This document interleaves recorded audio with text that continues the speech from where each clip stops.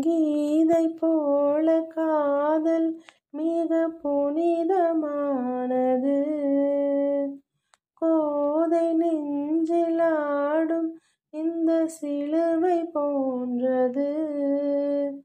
வாழ்விலும் தாழ்விலும் விலகிடாத நேசம்.